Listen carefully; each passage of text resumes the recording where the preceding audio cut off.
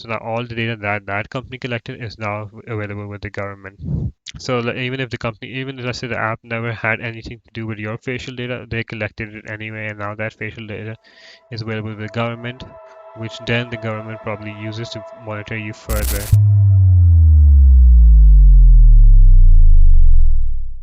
Welcome to the AI Insight channel. This is Conspiracy Sundays, where we discuss conspiracies going on in the world of AI. And today's conspiracy is the government using AI to monitor us? So now that we know what we're talking about, we're gonna make this short and quick.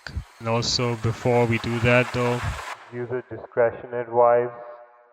Yada yada yada yada yada yada yada yada yada yada yada yada yada.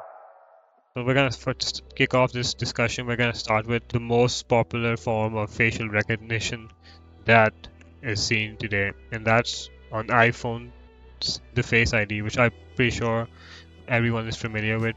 They use deep facial recognition, and they only solely rely on Face ID like as the security measure tool to log in. Like there's no fingerprints or anything. There's the regular pins and little keys, password, but no one really uses that. And it's really advanced as well. Like it works in the daytime, nighttime. If you have a mask on, it's gonna recognize you. It's like pretty intense how high tech that technology is.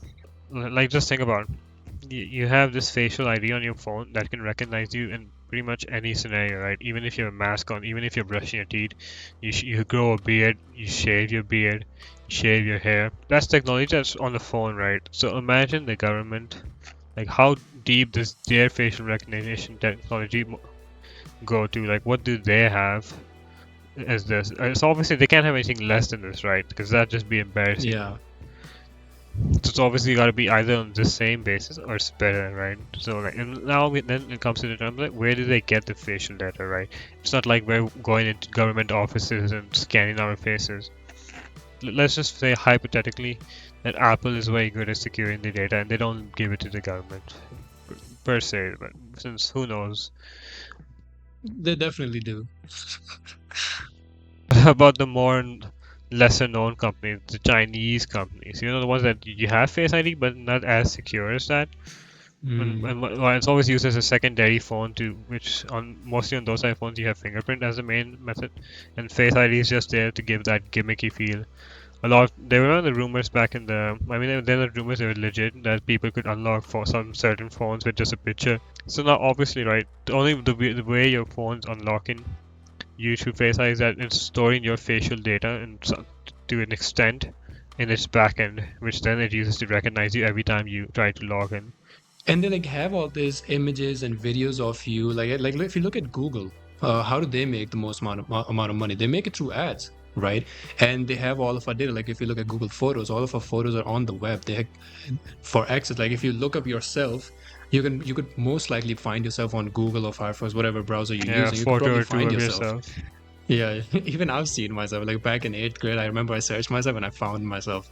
So they have all of that data, and then as we use their browsers, as we use other social media apps, they learn our patterns, right? And that's how they show us these relevant ads. That's why a lot of times, like you think about something, not think about something, but like when you're like discussing something or when you're looking for something, all of a sudden like ads just about that thing just starts popping off, right? It's because of these patterns. They basically learn and monitor our patterns. How are we using social media?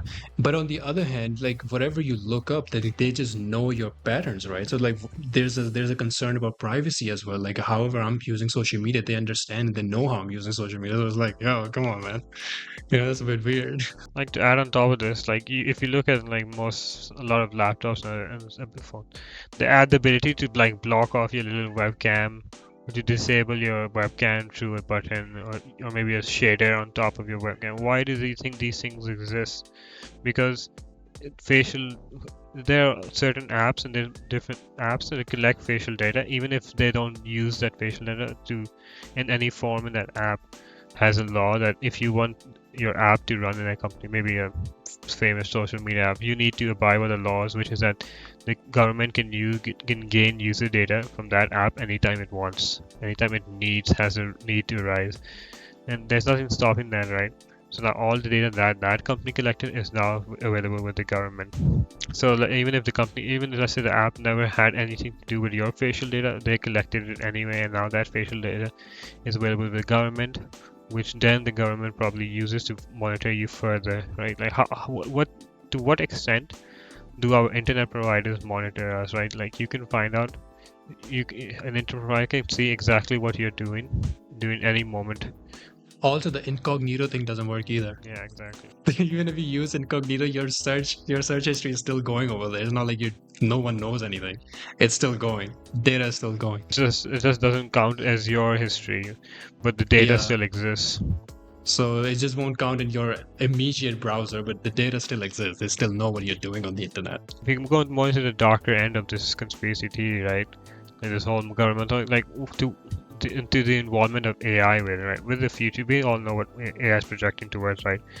It's doing things much more efficiently, and it's been used in much different places, language models and image creating models and music creating models, video models, and so many other types of different models. Perplexity AI, for example, showcases an entire search tool ability just like Google, but this time by more accurate information, right to the point. So now this is where you have to understand that AI's whole job is to be as efficient as possible with no strings attached.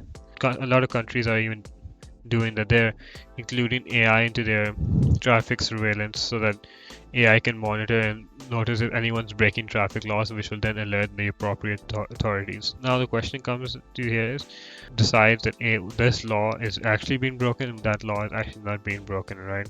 It's about like, how does AI even determine a criminal activity from just like a normal activity, right? Like, say for example, you're like walking on the streets, you have a cup of Starbucks in your hand, you have like, your macchiato pumpkins stuff, and you make you're just walking, and then accidentally you just spill the coffee, it like slips out of your hand, the whole cup just falls on the ground, right? And now it spills everywhere, and the AI captures that, the camera captures that. So like, how does it determine if it was a mistake or if it was a criminal act? So, like, what if the AI determines that, oh, this is littering and it's a crime, and then it counts it as that, and it adds it into your thingy, that the government have, that they can add this stuff in and the data. So like, yeah, maybe now you're registered as an offender. Exactly. And who do you hold accountable for that? How do you even counter that? Now, in order to counter that, you'll have to go to court and you have to go do all of that just because AI made a slight mistake. Like at the end of the day, AI is just based on code, right? It's programmed to do a certain task to the best of its abilities. And code makes mistakes. Exactly. Like AI can, right? Currently, AI can decide if it's right or wrong on its own. It can only decide based on what it's told. If it's told the red color is the wrong color, then no matter what you think or how you use the red color, will be considered wrong. Exactly.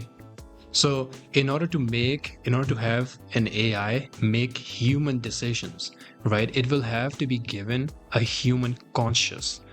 But if an AI has a human conscious, then AI is not AI anymore. AI is like an artificial human.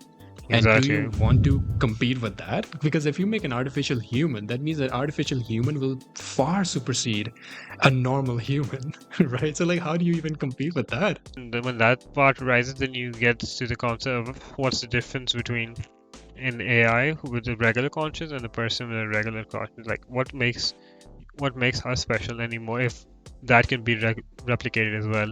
Is it your memories then? The memories that you hold from your life till the day you die? Is that what defines your difference?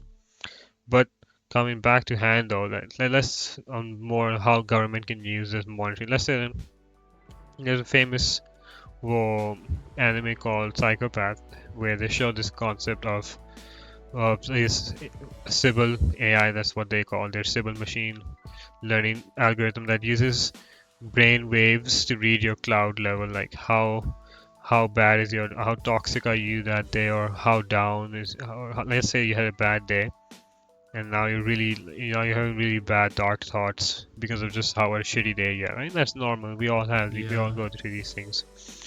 But now let's say that Sybil the AI, this conscious, it monitors, it tracks your brain waves, and which is uses a cloud level, and it sees that your cloud level is getting really dark and it's exceeding the standard boundary that the AI has decided that is a good boundary that everyone should be having. The AI decides that this is the boundary for a normal person to have.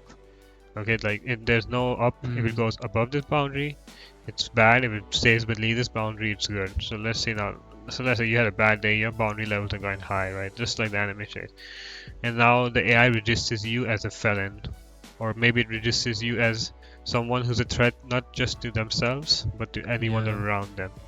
Someone who Then may what commit happens some then? sort of a crime. Yeah. There's a possibility. So what? Exactly. Now, based on that, just based on the possibility, it decides to register you as a felon, which then alerts authorities, which then take you into either, maybe let's say in more extreme terms, maybe the AI decides that the best case scenario is to eliminate you on spot, or the worst case Yeah. scenario is that they send you to rehab to lower your cloud level. Like, is this the projection that we are heading towards? And with the more implementation of AI to monitor our daily lives, our surveillance.